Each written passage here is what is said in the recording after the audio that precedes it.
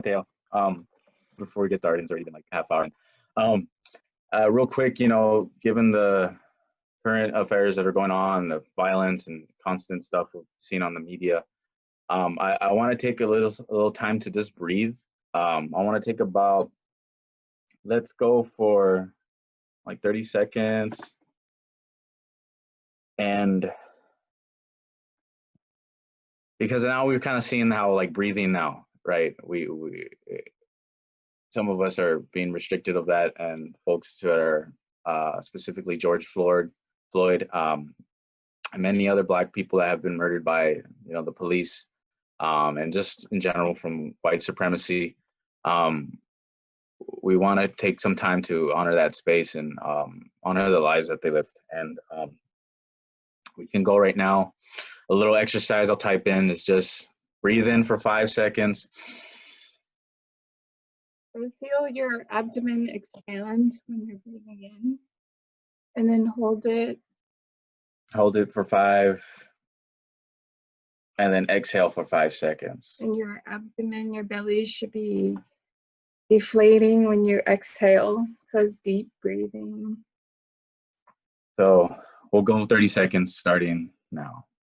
Now.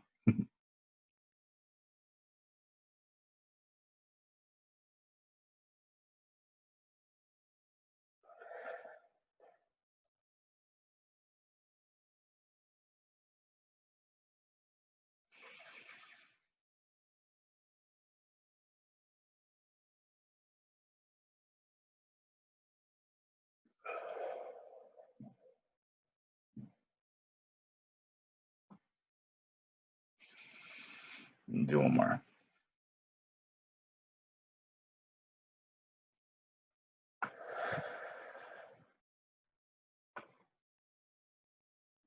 All right. How's everyone feel? Feel all right? A little bit good? Awesome.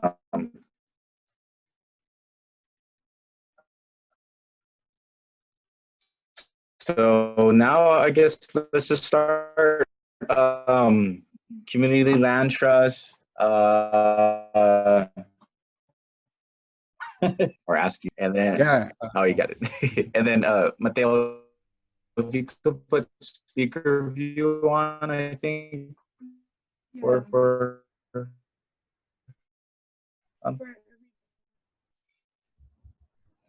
okay, sorry about that, Roberto. But yeah, if feel free right now, a little bit about what you're doing. I don't know, just anything you would like to share for time being, and then we can start the questions from there.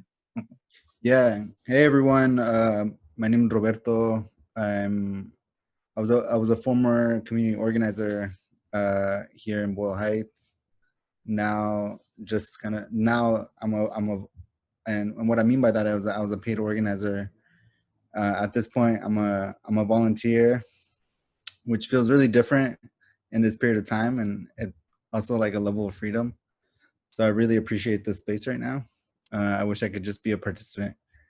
But yeah, over the last 3 years, I've been working with folks here in Boyle Heights and East LA, and even parts of El Sereno, to really understand like what community land trusts are, like what the history of community land trusts are in this country.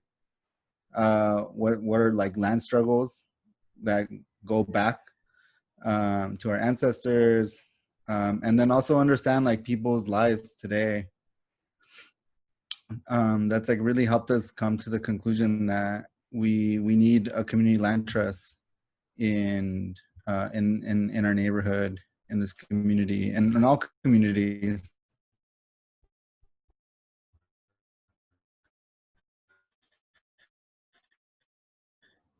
And the reason is that we need to shift the way we landlord tenants business. We need to start building organizations and community and relationships that could start moving away from that condition.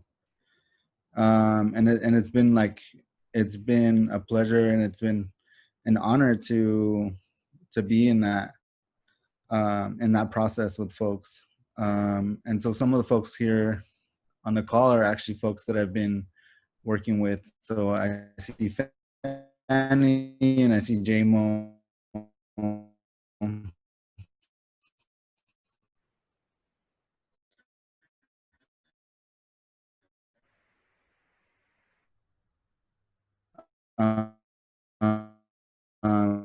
And then I also see folks that are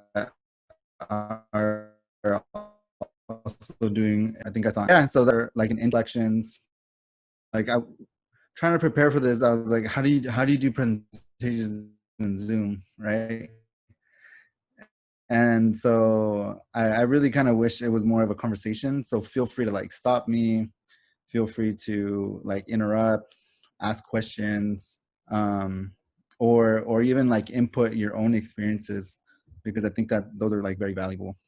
So yeah, so I'm going to share my screen because I have a slideshow for y'all. Let me look for it.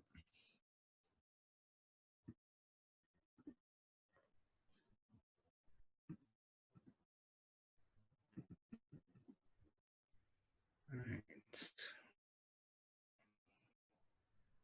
And folks, we can.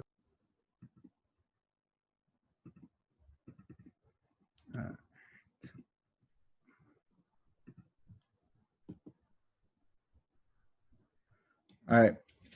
So I think whenever I talk about community land trust, I like to just acknowledge that the practice, a lot of the practices of the work of a community land cooperation is nothing parents do, like animals, insects, like ecosystems do. Our ancestors have practiced them for many years. And so it's just like really important to acknowledge that all this information isn't new. It comes from years of struggle, years of practice, and that it's actually like a emerging thing, and it's regenerative. So I think it's like a really important point to start. But community land trusts are typically like nonprofit organizations that use the practice of a cooperation, and over 40 years in the US, like over 250 have been formed all throughout the United States, or what the United States is. Yeah, and California, and so the Northeast has been has a huge concentration of them, while a lot of them are spread out. And I feel really proud of like the history of it, because I've been working in housing, and a lot of like histories of like the history of public housing, the history of affordable housing, is really connected to capital. It's connected to the state, and sometimes those histories were formed to displace people. But the history of community land trust actually comes from civil rights activists and organizers who were really trying to think through like how to prevent displacement in the 1960s. And a lot of these folks had roots in the South that go back to slavery and post-slavery. A lot of these folks have histories with like indigenous folks in the South. And so, and a lot of them were farmers, and a lot of them had been displaced, had land theft, had experienced land theft. And so folks just came together to figure out how to have a safe place to farm, accessible and affordable for them to work and make a living.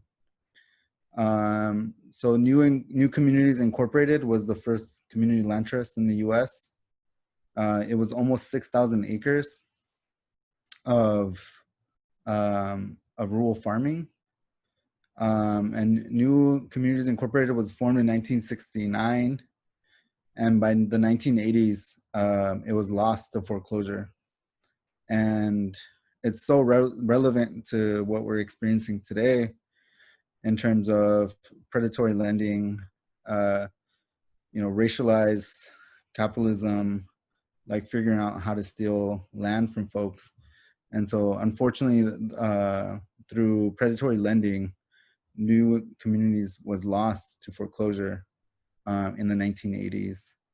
And it took a couple decades for them to actually win a civil lawsuit declaring that they had been victims of predatory lending.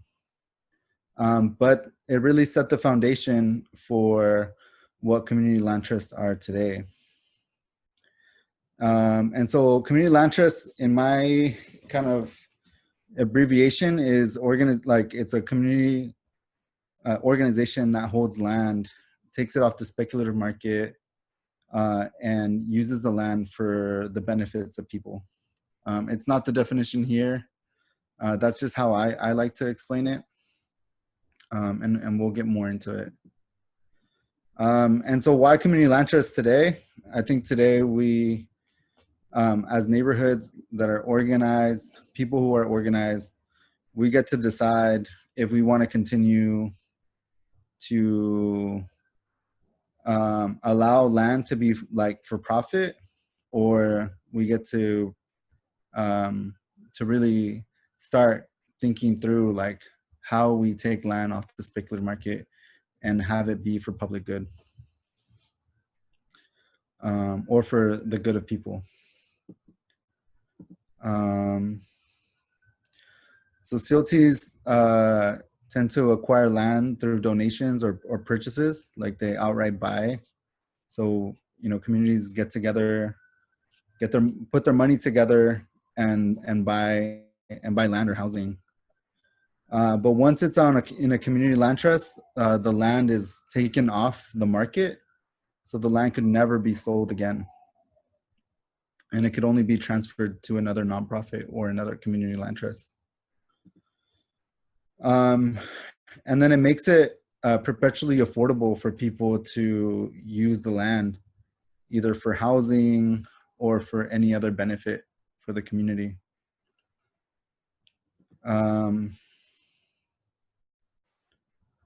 Yeah, so different structures could exist on top of the community land trust. So you could have housing, parks, community gardens, cultural centers, service centers, any type of structure could actually exist on the land.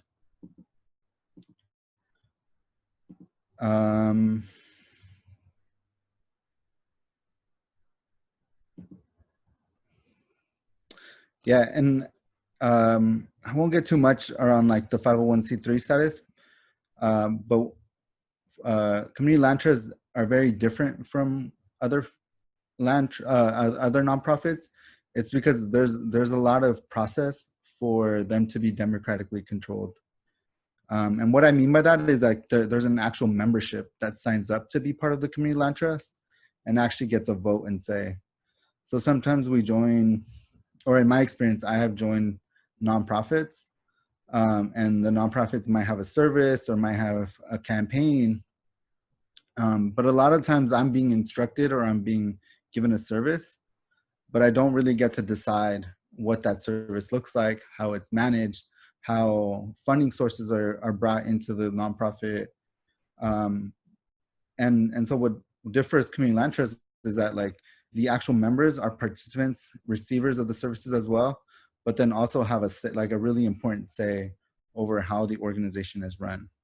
And that's what really differentiates like community land trust from other nonprofits. And what I mean by that is, so like most nonprofits, they have a board of directors and board of directors typically in community land trusts are elected by their membership. And they have to have, typically the board of directors are divided in 3 parts. 1/3 being leaseholders. What that means is if you have a structure or you lease land for a garden, you get representation in the board of directors, and those folks who get elected that you elect get to represent your interests and well-being in the organization. And then people who live, who are members of the community land trust, but don't necessarily have housing on it, don't necessarily have a garden or park, but are really interested in the well-being of the community and are part of a community land trust, they also get representation and they also get a vote. And then broader interest representatives or allies who are, working on different ways to support the community, also have vote and have representation, typically in community land trusts. Let's see.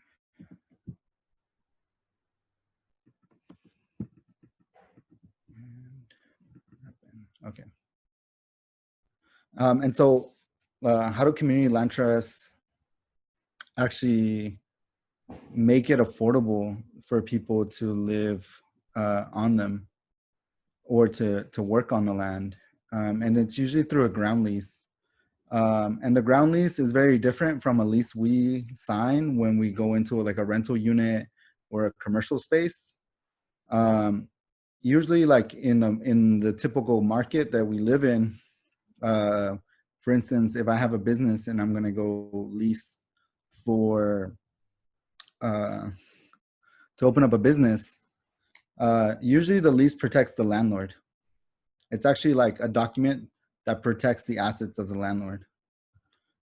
In a community land trust, it's actually like a mutual agreement that's going to benefit both parties or both groups. And that's like very different from like, if you were to go out today in the market that we live in and try to lease something that's not on a community land trust. And the lease, instead of being at 1 year, 2 year, it's typically 99 years. Yeah.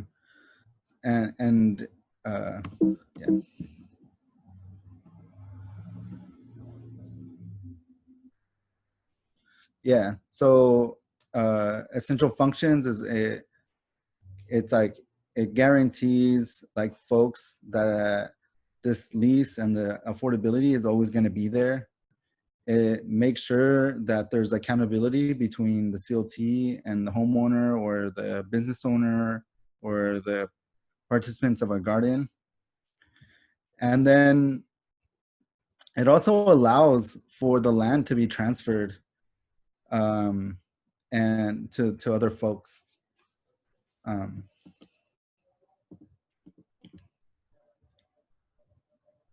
Yeah, and so other ways that community, like because they are nonprofits, they do bring in fundraising opportunities and subsidies. But these subsidies are specifically not for the land trust to become rich. It's actually, it really makes it for any structure to become more affordable. And it also prevents, the subsidy to go to like individuals, either in the land trust or people who own land. It actually makes it so that it stays in the community. And I'll explain more about that in a little bit, which, yeah, through a resale formula. And so typically this is what you see in a community land trust. So so the land is owned by the community. There's a ground lease that kind of creates the agreements between the structure and the community land trust. And you could have all forms of structure. So you could have single family homes, you could have condominiums, there could even be like rentals. And most importantly, like, which I like a lot, is like if cooperatives or housing cooperatives are formed, which makes it even more more affordable and more accessible. Yeah, and so CLTs really like are like a really important tool for collective ownership. And so this is a little bit of what I was talking about earlier, of like what a traditional purchase would look like versus what a CLT does, which it separates the deed of the house from the land. And the land will always be community owned, but the structures can be permanently owned by families, by organizations, by collectives, by cooperatives. It all depends on like what folks' interests and well-being choice is. So here's just like more kind of infographics that show that. But I'll stop there and maybe just get into some questions of like what I presented, because it's a lot of information, before I really go into Fideicomiso Comunitario Tierra Libre. Nice. We can ask if anyone has questions. Awesome. Thank you, Roberto. Man, that's so professional. Thank you. Yeah, that's cool, man. But to keep it real, I kind of had a question on like, and if folks, you know, feel free to type in, continuously type in your questions in the chat. But what are sort of the beginning challenges? Like, you know, and I'm pretty sure there's different perspectives, right? Because like a nonprofit, is it usually a nonprofit that's from the community? I don't know. From the community and all that, because what are the first initial challenges?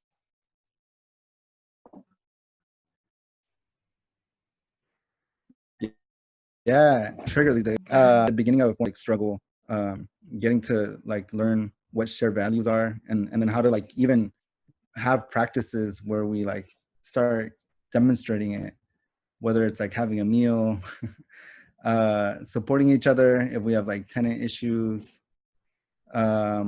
or just providing like a safe space for us to start building our extended like family or support network. So I think for us, that was like a really important thing to do before we even like talked about bylaws or nonprofit structures. I think first, do we get along? Is there things that we need to address first before forming before forming an organization that's going to be recognized by the state or the federal government? So I think we spent a lot of time, and I don't know if Fanny, like if you want to talk about what those experiences were for you when we were forming Fideicomiso. Yeah, I'll share a little bit. I agree. The first thing was building community within our community. Most of the members of the Fideicomiso were already actively participating in the different campaigns that we're working on, and envisioning what changes we wanted to see within our community.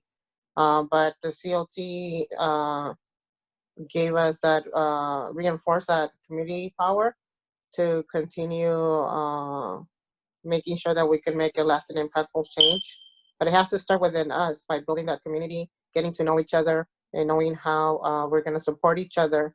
And like Roberto mentioned, learning to practice how to make decisions in a democratic process by making sure that we all know that we are inclusive and being part of the decision making, that we have the right to voice our differences and come together to an agreement.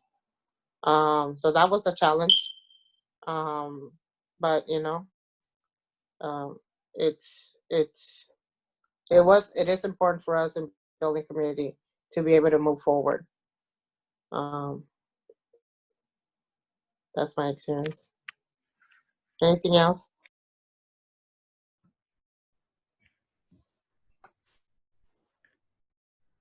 Clem has a Thank you, question. Fanny. Oh yeah, Clem has a question. He says there seems to be a lot of organizational structure. Can you maybe go over a few of the main fundamental differences between traditional land leasing and community land trust again? Yeah. I think one of the important, like, because it is a nonprofit, like the bylaws are really important. And the way we went at that was that we had a whole community process. One, to like just learn what the hell bylaws were.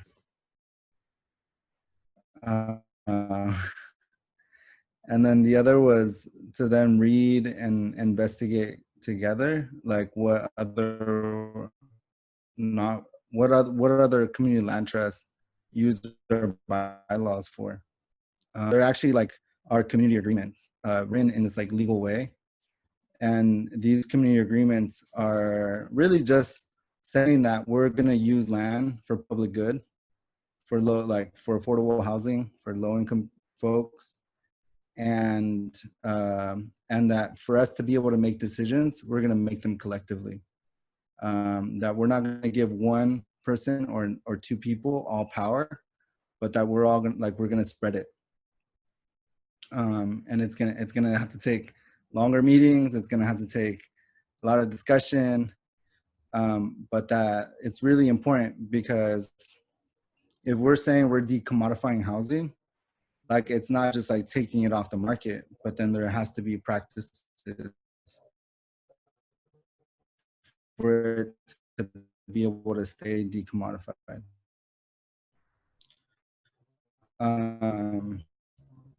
Like our agreements. And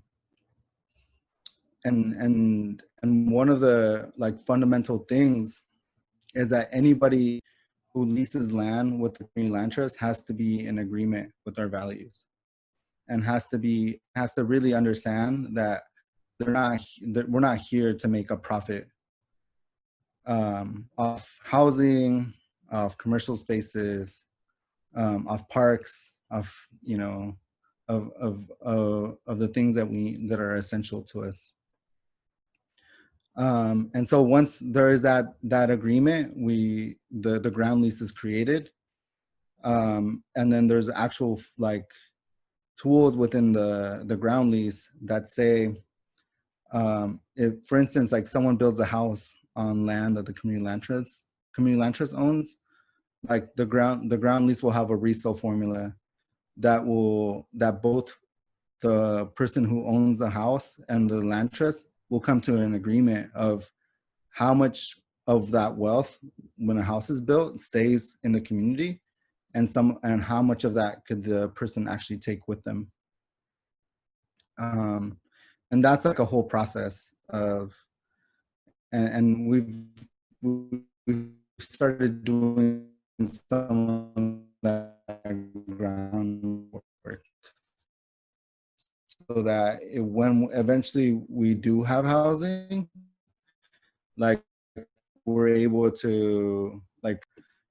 Yeah, I was gonna the CLT to come together and work on a good result formula, just to make sure that we continue the work we are setting up to start off. That we want to make sure that the housing is going to remain affordable and accessible in the future for the next generations.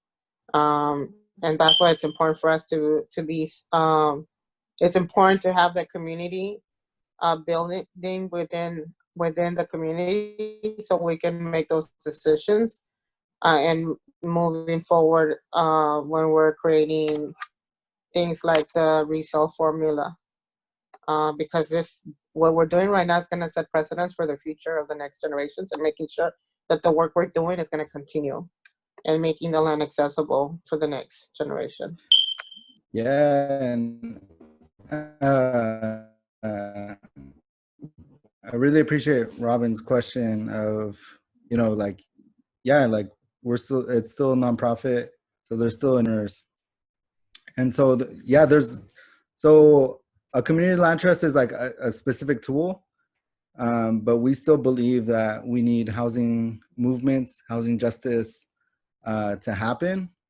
And so I think one thing we learned in the last couple of months is that land and housing could actually be retaken and reclaimed.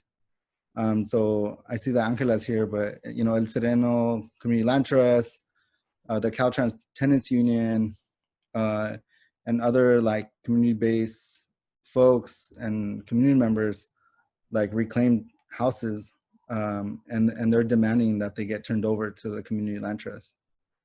But in the meantime, while we build up that capacity, there is a need for us to be innovative in how we raise money, how we create capital in a way that benefits the preservation of housing, to build new housing, and then to sustain it as well. Because having a community land trust, like we still have to engage in those practices that are at this moment run by capitalism. And so that is like a contradiction, but it's like it's a contradiction that we all live in, right? Because we're all paying rent, we're all paying a mortgage, but I think it's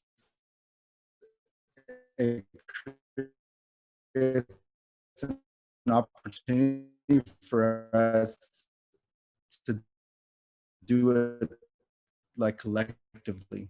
It actually brings multiple families into sale, and we need money to be invested for us to be able to buy our building collectively.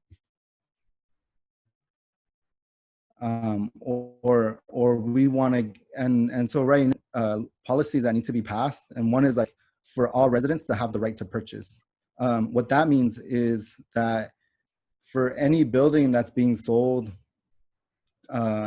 or Ellis Act, that tenants should have the first right to buy those buildings. That it shouldn't be put on the market, but that folks should be able to say like, no, like we want to stay living here, and we should be able to buy it. And if we can't buy it, we should be able to assign like another organization that can to buy it for us while we figure out how to create our co-op, how to create, or how to even just start fundraising to be able to buy it. Awesome. There are a few other three questions. So like, where is the community land trust? Where is yours located?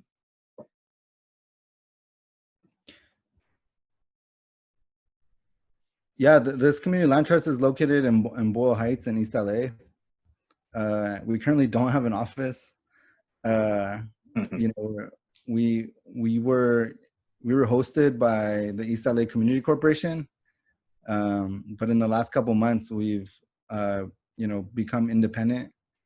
And so at this moment we're figuring out, you know, where we could have an office, who we could link up with to share resources. And at the same time, we're also like trying to acquire like land from the city here in Boyle Heights to be able to build some affordable housing for folks and to use it for other purposes, like community gardens. Jamo and Fanny, do you want to share anything?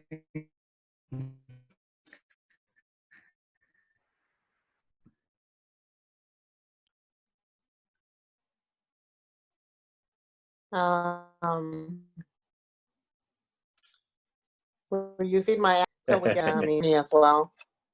So yeah, we have our hands full. Land back. We're looking into other projects, but one thing at a time. Jamo, you want to talk?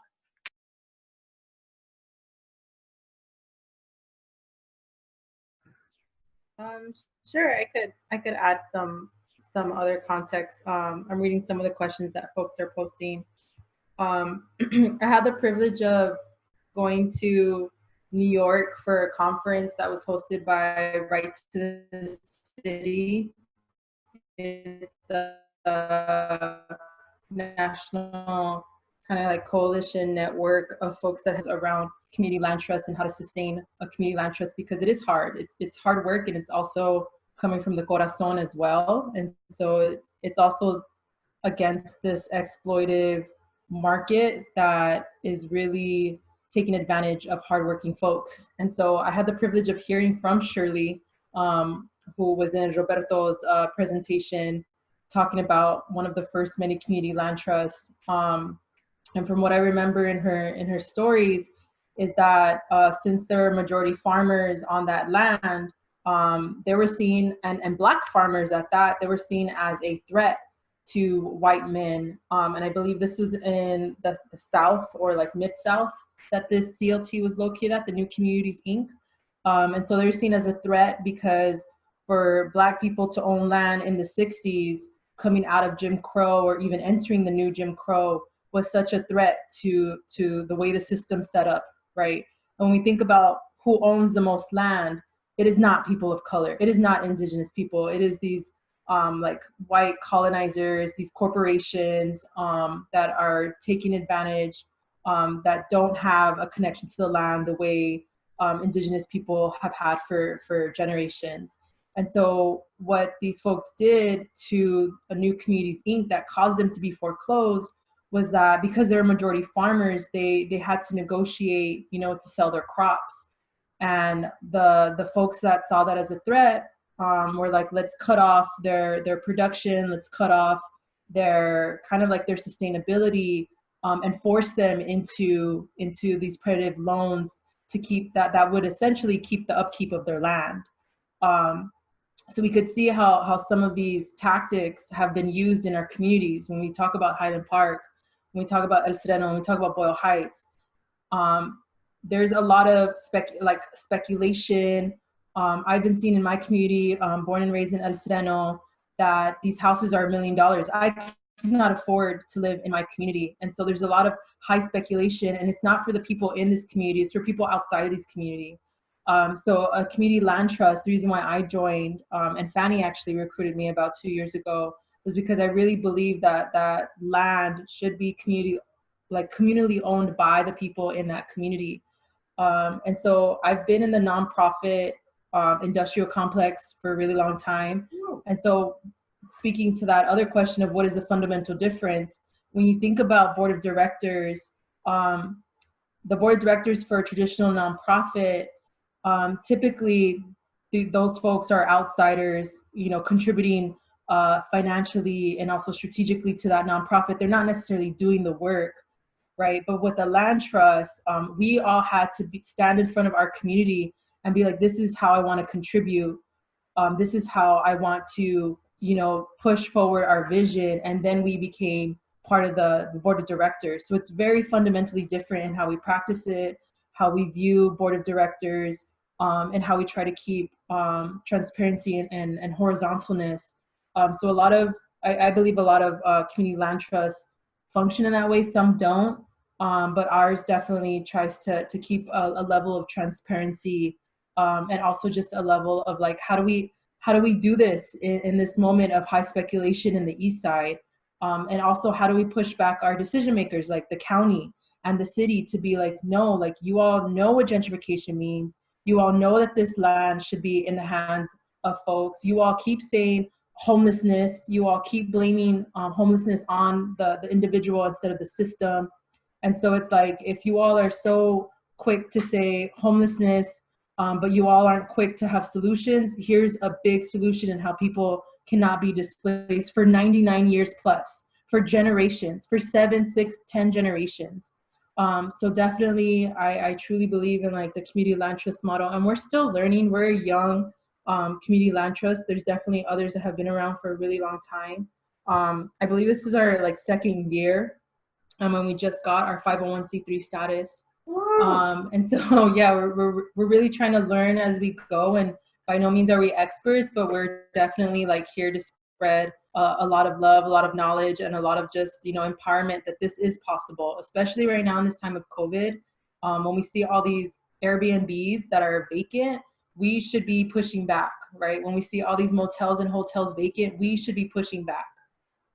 So it really lends us a framework into how we build our relationship with land and housing. Thank you, JMO. Thank you. That was awesome.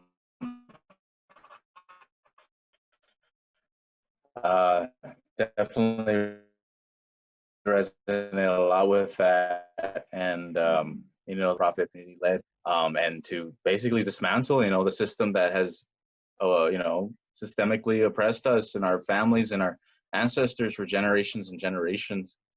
So thank you for that. Thank you. There's some more questions. I just want to get through a few.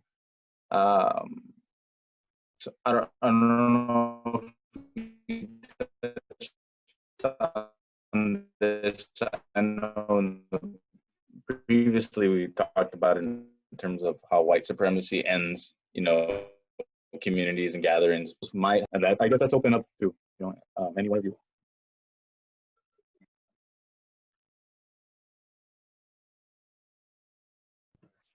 Yeah, I mean, well, I mean, I think nonprofits are really vulnerable, and so the fact that, you know, we have to continue to fundraise is like a really dangerous thing, because there isn't like a permanent subsidy that goes to organizations of this type. And it's actually one of the main reasons why community land trusts haven't really grown, you know, in the last 40 years. If you compare that with like another form of nonprofit, which is the Community Development Corporation, those are the folks that develop affordable housing. If you think of the subsidies that they've received from the federal government, state agencies, and even like local agencies, it's immense. Like a lot of money goes into this type of development. And if you look at their structures, it's usually like corporate led. The affordability is usually like for 30 to 60 years. And then after that, it could be sold or put into the market. And the tenants who live there typically don't have rights or have a say around how their buildings are run. And so that, you know, those two models were born out of during the same like era, like in the 1960s, but we saw that one like flourished, and is like how most of the affordable housing development is built in today in the US. And so I think they're like, if there is, and that's why like policy, like pushing for policy is really important, because we need like permanent subsidies that go directly into community land trusts to really build out these like our organizations. And if not, that's like one perspective. And then the other perspective is that we need to be creative around how we like build wealth in our communities. How we save money together, how we like create our own banks, or how we are our own banks. And so I think that like those struggles are like in parallel, like are parallel, and there's like a lot of solidarity in terms of like what needs to happen for this to like really be successful. Mm-hmm. The knowledge profit.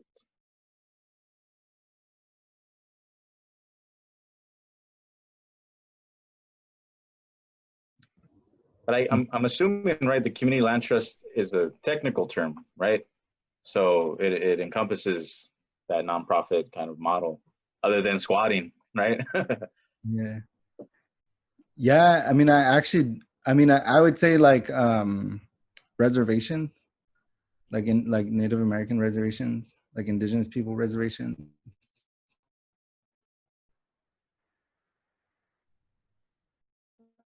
Um, Specifically because they control land. People and a lot of times, unfortunately, like Native folks don't really build those structures either, you know. And so it's a little complicated, but I think that's like the one thing that comes to my mind.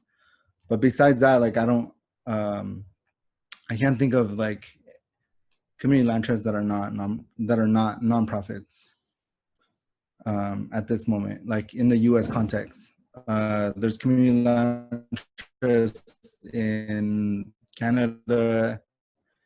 I think like England, and then there's like a very route like South America and like other parts of the world, which I think they're like really inspiring. And in the process of forming our community land trust, like we looked a lot to see like what we could learn from like other parts of the world as well.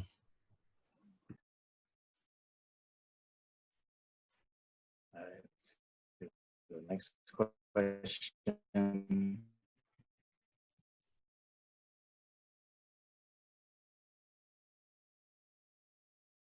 Did you go over like Ellis Act? Ellis Act is the process of removing family can move in. Oh, and also, can an organized community establish themselves as a community land trust without becoming a nonprofit? Yeah, you actually can, and it's not recommended, mostly because no one wants to pay taxes on land.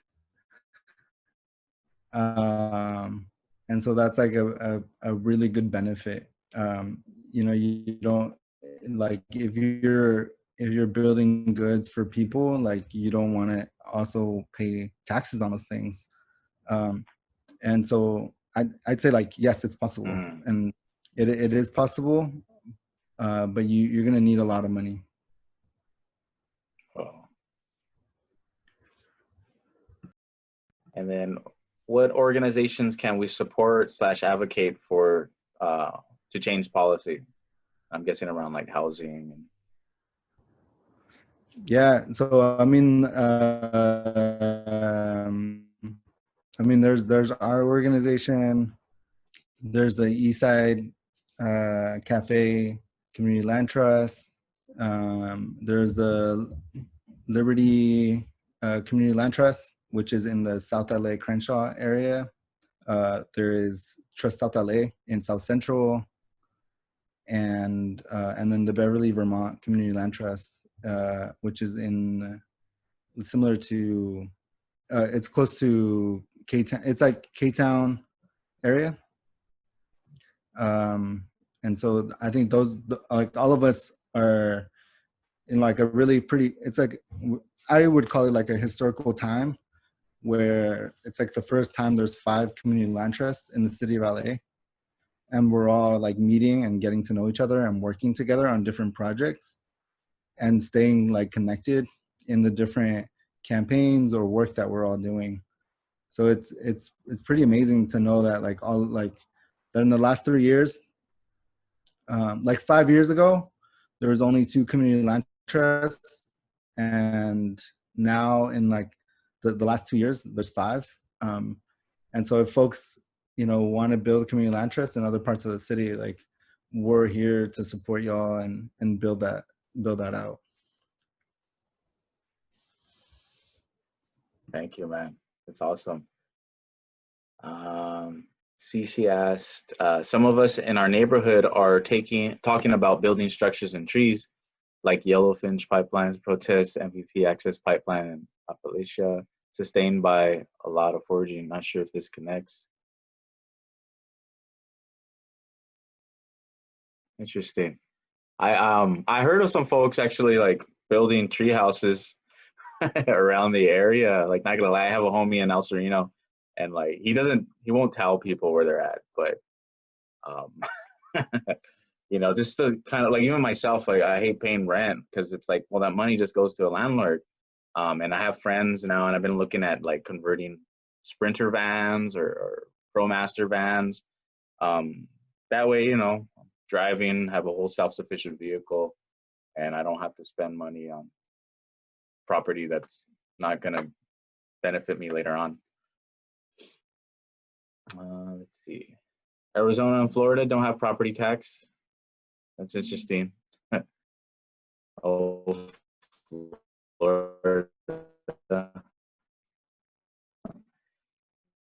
And the El Sereno community, per se. Yeah, actually, I just there are land trusts that are not nonprofits, and they're usually like wealthy people who like put their assets in a land trust, or and it helps them. And but even those are, I think, are nonprofits because it's like wealthy people trying to evade paying taxes. Yeah. And they put all their family assets into these like trusts. And so that's like another thing that I thought. And then, yeah, like I think there's different states where they don't pay land trust, but I think the community land trust also offers the structure for people to decide in like how they want to build community and what structures are going to be on their community. So it's not so much around like the taxes also, it's more of like, how do we start learning to make decisions together for our neighborhoods, for our communities, for our families in a collective way.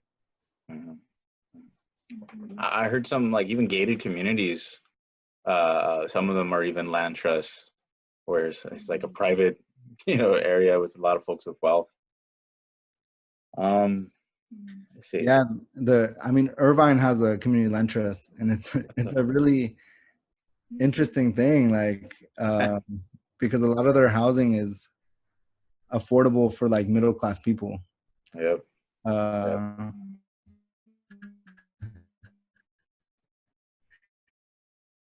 It's not like none of their housing is like for like very low income folks.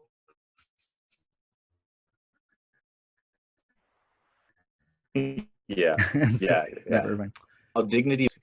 I don't know if you heard of Dignity Village, but this was something that I was looking into in Portland, and actually the city, I guess, provided land for a group of people experiencing homelessness.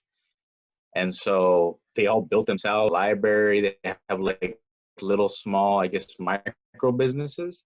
So like they're doing eBay and all that, but it's all like free. Like people that come in, everyone who comes in, it's all free. So that was pretty interesting. And definitely something that I'm like, yo, like LA doesn't give a shit sometimes, you know, like, damn. Eco Village, right? I've been there. Me and Teresa actually have been there. But I'm not sure if you know their structure or how that works at there, but I know you can stay a night, something for like $50 or something like that too. But I don't know if you have anyone has anything to share about Eco Village. That's in Koreatown, I believe.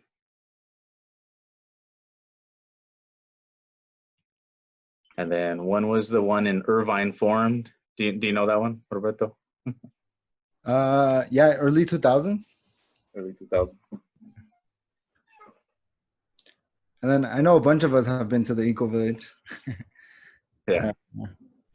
Well, I want to share that with Irvine, they had the city working with them hand in hand for 5 years. So for 5 years, they were receiving funding from the city. So that's why they're good at what they're doing. But the Eco Village is, I believe there's 3 buildings that they own. And they are kind of self-sustainable. They recycle the water. They have community gardens within the building. Not everybody that rents at the Eco Village is part of the CLT. I believe that when they bought the building, they had people living there and they chose not to be part of the CLT, but they're still able to live there. So whenever they live, the new person that comes in has the choice of, you know, becoming a member of the CLT. That's about all I know. And they have amazing people, amazing leaders working there. Living there. Yeah, I think the eco village is a housing cooperative. So I think it's like a couple layers. So there's the Beverly, Vermont Community Land Trust that owns all the land. And then there's the eco village, and then there's another organization that owns the actual structures on top, and that is like organized in this like co-op that own, and so the tenants of the eco village could have the option of joining the co-op to buy shares. And so yeah, it's like very later. Yeah. Just being mindful of the time, it's about 9:15. Honestly, if you're open to keeping this conversation going, I'm open. I got nothing else to do, and anyone who wants to stay. But was there anything else you wanted to present on and kind of like explain, or I don't know, just present on? Yeah. I don't know, Fanny, if you want to help me just talk about what Fideicomiso is, some of the history. Sure.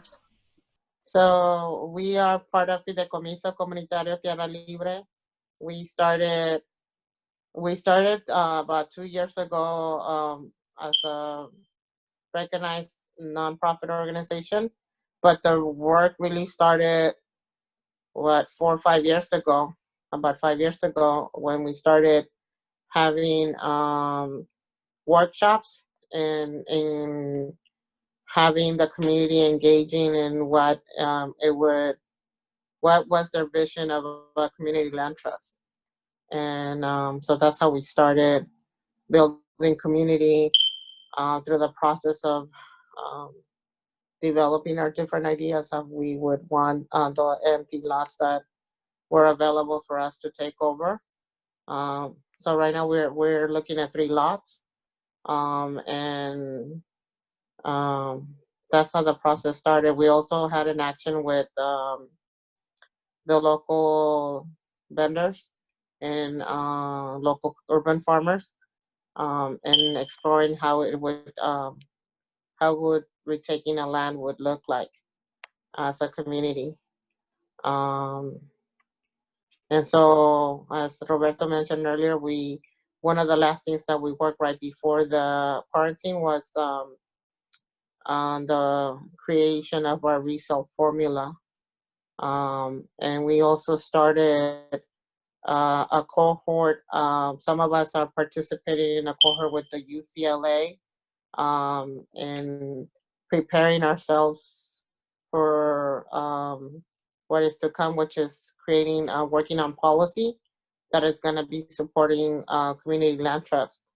And so a lot of the other CLT members are part of this cohort as well. We have Leslie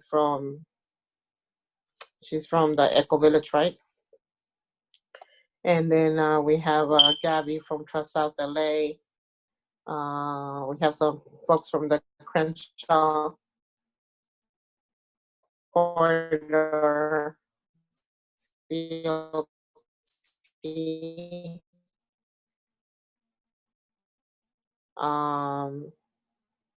And then we have a lot of members from Rosa.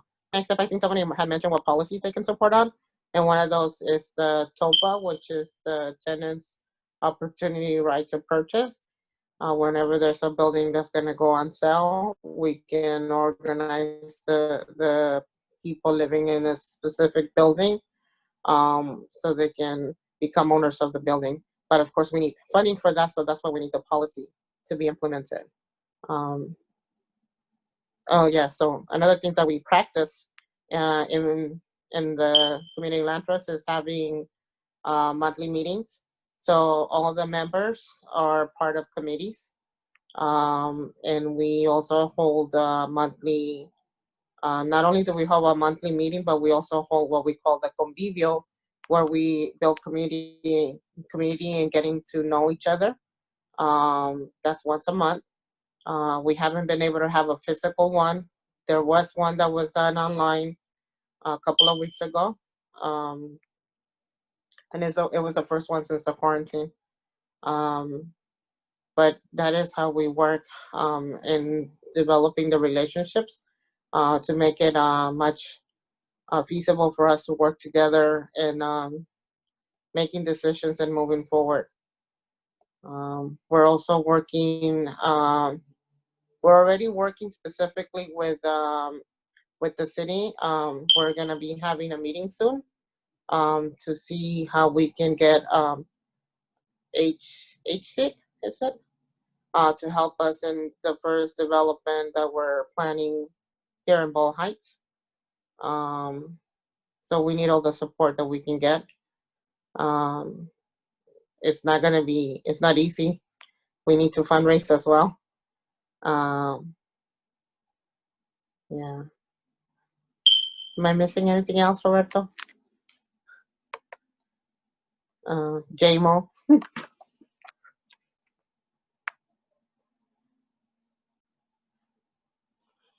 So we're currently, we were planning on doing an event, a physical event, where we were gonna be working with some of the Tongva people, because we do recognize that we are in Tongva land. But at this point, it's gonna have to wait until after the quarantine, so we can continue with the process of working collectively and recognizing that the land we're on has been taken care for by the Tongva people. Yeah. And someone asked, is the department at UCLA working with you all? I'm not sure. Cheyenne. Well, we're part of the cohort that it's both with students and community collab. And so I think there's actually gonna be a presentation of the work we're doing. Can be welcome to participating and listening to the policies that we're gonna need support with. I think TOPA is the main one we're gonna be talking about, right, Roberto? Do you know the specifics of when is on June at 6? Yeah, it's at 6:30 via Zoom, and if you all follow us on our Instagram, we'll post the flyer. And our Instagram is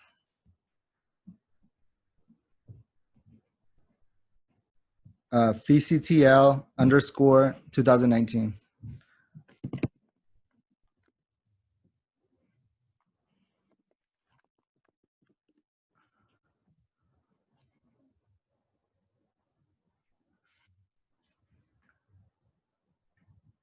Yeah. FCTL.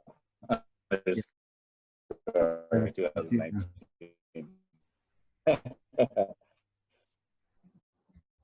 On the gram. Elder a lot too, and a lot of the Tongva community. And hope someday that maybe they want to establish one. Right now, what we've done recently is our buddy works for a land trust organization. They established land trusts in the San Gabriel Mountains that are at risk of being developed on, and it's the whole effort's really just to conserve them and to basically protect wildlife corridors, because they actually track. They take pictures and they have all this data of wildlife animals coming in and using these areas to walk and eat. It's their home. So they purchase land that is at risk of development or being urbanized, and protect them as a land trust. So we actually held a few meetings with them and the Tongva folks, many members from like Aberlino and other members in like Santa San Fernando Valley, just to build that connection. And, you know, beautifully, what happened is they pretty much offered their support. And like, if you identify or know of any areas that are, you know, are sacred areas within your tribe, you know, they'll help with figuring out what it takes to purchase them and protect them. And, you know, they're basically, they said, you know, we're the red tape, and all you have to do is just call us and ask us, you know, to use these spaces and all that. But they're pretty much, they acknowledge like, it's your land. Like, we're just here to protect it for wildlife purposes, but, you know, it's your land. And they offered that. So that was pretty amazing to see an established, you know, nonprofit who purchases land for land trust conservation efforts to want to build that relationship with the Tongva people.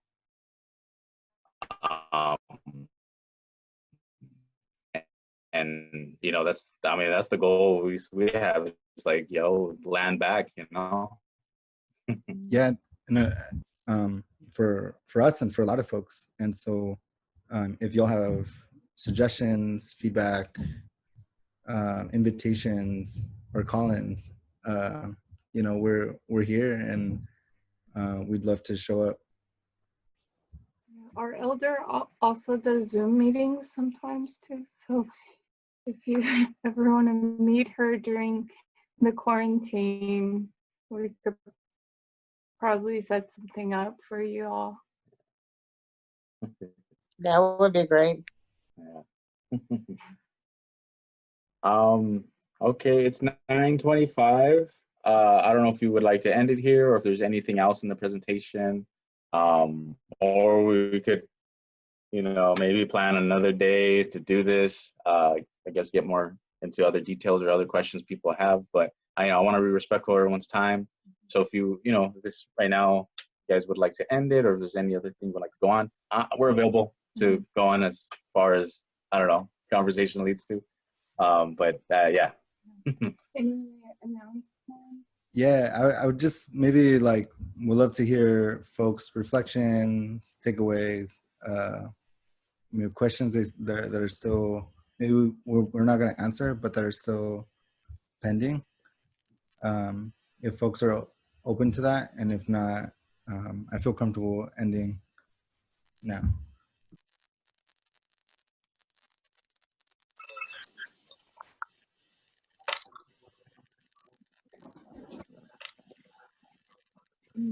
So if you can, to type in, just so that it's not getting out too loud. If you can type in the question. If you're on the call, you know, feel free to unmute yourself, or we'll unmute you. But if you can, just because of the noise and all that, please type in your question.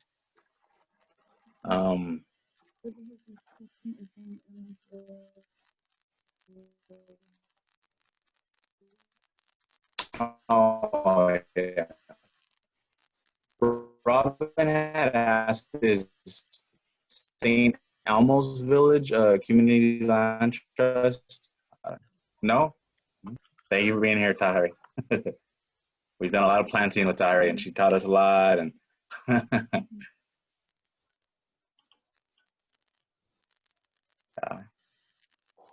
thank you, Fanny, Roberto, JMO. Thank you so much, Roberto, Fanny, and JMO. It was so amazing to hear your presentations and your sharing your knowledge and your time with us. I think the community, I did really learned a lot. Really appreciate it. And I hope you're reading all the comments too. So thank you, comments from the people participating. Well, thank you guys for allowing us to share space and time with you guys during this moment. It feels really good to be here with you guys. Yeah, I mean, the work that we do as a community land trust is because we want to change the narrative for the working class, specifically the working class people of color who have historically been not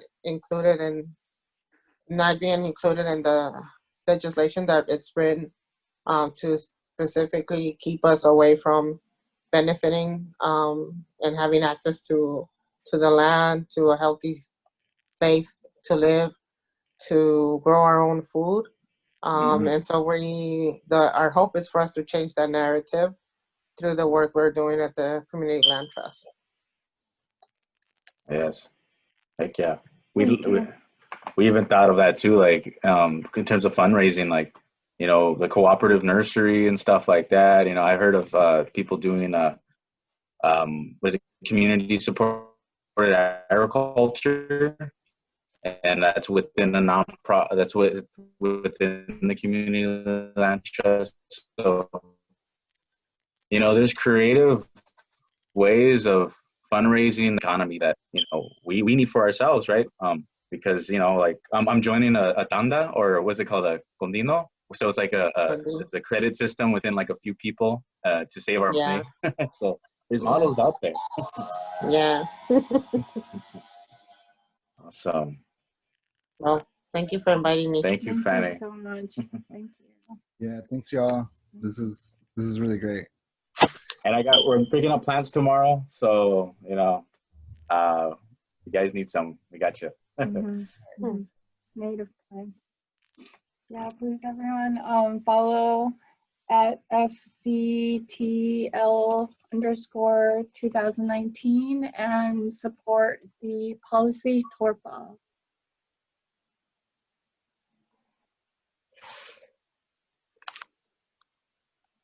Okay. Let's see. Just adding a few notes. And we'll share this video with everyone here. We'll share some notes that we actually took, and then that little Google Doc that we shared in the beginning. And let's just keep this conversation going. You know, let's figure out how we support each other. There's many people here that we met, know personally, that, you know, hey, like we got to figure out how to work together. You know, we're not outnumbered. You know, we're kind of like out organized. But knowing Roberto, JMO, and Fanny, and like the organizing that they're doing, you know, it's beautiful because it shows that it's possible, and it's fun at the same time. I'll email y'all this presentation. That was Okay. Oh yeah. If y'all want to make it accessible to folks. That'd be dope. That'd be dope. Oh yeah. So announcement also for those in the regular land discussion meetings we've been having. DM us. Anyways, message us if you want to be a part of those land discussion meetings. We're gonna actually be having a little seed bombing event. We're gonna learn how to do it, right? Because we want to learn how to tend to the land. And so folks that are interested in learning that, you know, we're gonna be joining Sunday. So message us and everything. Yeah. We'll have it on Instagram Live as well too. So Sunday at 12 Pacific time. Awesome. Thank you. Bye. Good night. Good night. Good night. Also, if y'all have any feedback or any questions, please feel to reach out as well. Thank y'all for creating the space so we could all learn. Thank you. Thank you. Thank you.